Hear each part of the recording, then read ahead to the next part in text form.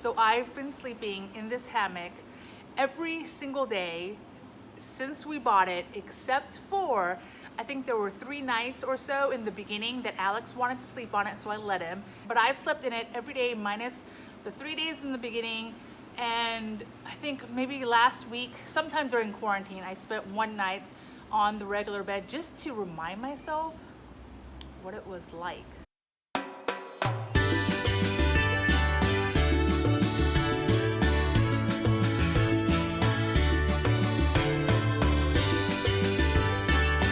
So sleeping on your stomach is probably the hardest thing to do, but it's really because of 2 things. Number 1, your face mushes onto this weave, which isn't horrible, but it's just not quite as soft. So vice a pillow, I recommend just like a sheet. And the other negative is for your feet, because your toes are now down, and I've gotten my toes stuck inside. So this main part mesh, I actually don't really put my toes through, but right here, along the very edges is where my toes get stuck. I hate sleeping with socks, but I have slept with socks before to kind of avoid it. I also just kind of, when I have my sheets, I kind of roll the sheets under me, if that makes sense, so that the sheets aren't just on top of me, but they're kind of around my feet, so my feet don't get stuck. The other negative is that Henry, and not exactly Alex, but nonetheless, when you are sleeping, if your dog or somebody tries to lay on top of you, it's fine, assuming it's a small dog that doesn't mush you, but every time I move, it's almost like a waterbed situation where I have to readjust. So if I'm switching from sleeping on my stomach to my side to my back, there is some flexing accordion thing happening in order for me to get back to this sleeping position. So if on top of that there is a dog or a child, that can get a little bit annoying to deal with, and to make sure you don't, suffocate the dog. So I've never fallen out of the hammock, but Alex, he likes to swing vigorously. He likes to literally roll around in it. I'll show you some videos of what I mean. And so he has definitely fallen out, which makes it kind of a positive that I don't have the hammocks very high. Like literally, if the dog decides to climb under me, there's so little room that I can feel him walking around under me. And the other negative is that once I have the hammock this low, I've tried raising it, but the way the ropes hold it, it kind of inevitably slides back to where it's used to. So yeah, this is kind of the height I'm in, unless I want to go dramatically high, which I do not want to go dramatically high. And while I don't mind having a regular bed,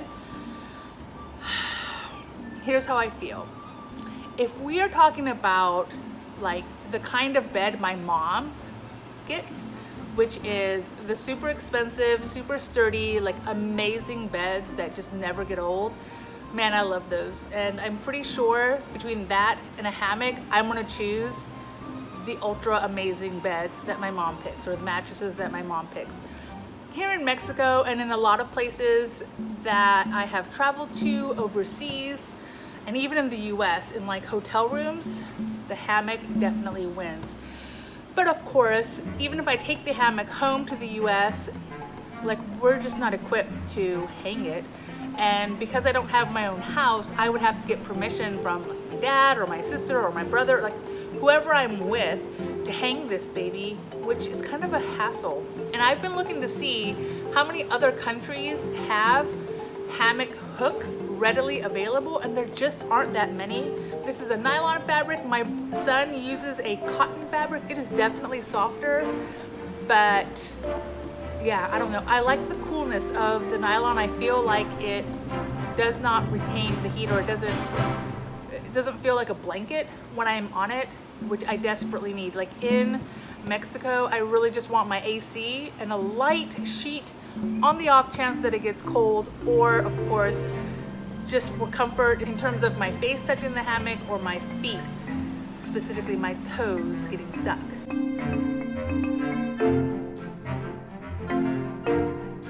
What else do people need to know about hammock life? So I sleep kind of this way, sometimes on my stomach, sometimes on my side, sometimes on my back, but it's relatively straight. It's not 100% perfect straight, of course, but neither is your bed. Like, your bed has to give to allow for your support. And I feel like this net does a really great job of supporting me. I haven't had any back aches or knee aches or anything, except when the ridiculous dog sleeps on top of me and then I feel afraid to move. Alex, do you like sleeping in the hammock? Not really. He likes swinging in the hammock. So this is the boy swinging and having fun. Here's the problem. All right. See that plaque? That's grinded up that. It's metal shavings from this thing. Not the S hook, although there might be a little bit from there too, I don't know. But when I looked at it last, it was from that guy. A small part of me wants to stop him, and sometimes I do, like I don't want him to go too crazy, but at the end of the day, I'm kind of willing to just pay my landlord to replace them later by having my son refrain from the fun of having a swing. I mean, we're in quarantine, so it's not like he gets to go and get his energies out in another location. I don't really have a jungle gym in the house, so yeah, he uses the swing as a jungle gym and I'm kind of okay with it.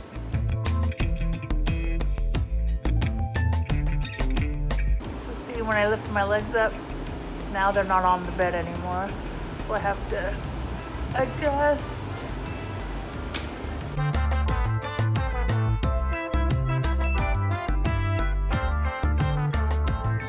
Like, who wouldn't lounge in a hammock all day long if they could? Can you see the dog? Yeah.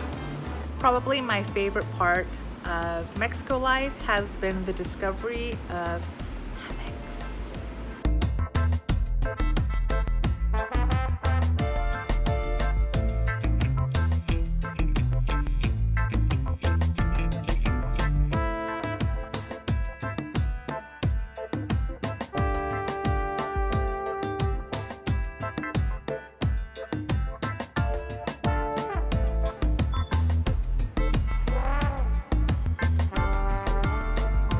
So this hammock is actually much bigger than mine.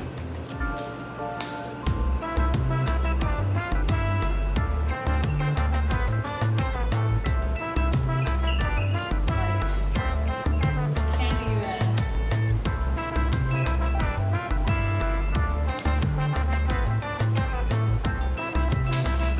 This is showing 1/4 of the length of the hammock. So it's double my size. Mine is a matrimonial. Alex is a jumbo, I think. So it's huge. Henry just likes to chill. He cannot get in the hammock on his own, but once he's in it, if I leave, he'll just chill there.